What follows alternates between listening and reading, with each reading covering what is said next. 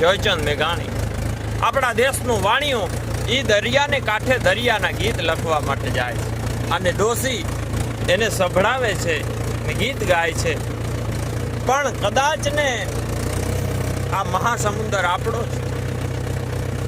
જેમ દરિયાના ખારવા દરિયાને ખેડીને પોતાની ખેતી કરતા હોય એમ આપણો ખેડૂ માણસ એને કેટલો વરસાદ થશે, ક્યારે થશે, ક્યારે નહીં થાય, ક્યારે અતિવૃષ્ટિ થશે એને કાંઈ ખબર નથી.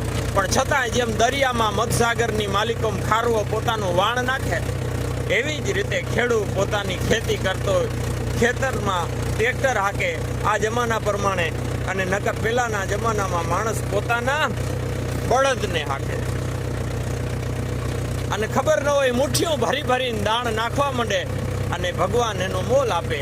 જેવી રીતે ખારવો પોતાના વાણને કમાવા માટે મહાસાગરમાં લોઢું બધી એક પછી એક તારવીને જાય એમ એક પછી એક વરસાદ 4 મહિનામાં 4 વરસાદ થાય, ક્યારેક 8 વરસાદ થાય, ક્યારેક અતિવૃષ્ટિ થાય, બધી સહન કરી અને ખેડૂત માણસ પોતાની ખેતી કરતો હોય.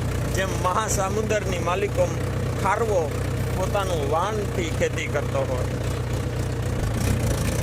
ગામટના વાય જો વાયરા, ગામટના વાય જો વાયરા, તો તારી મત રાખીને હડ હલાવજે જુવાનિયા.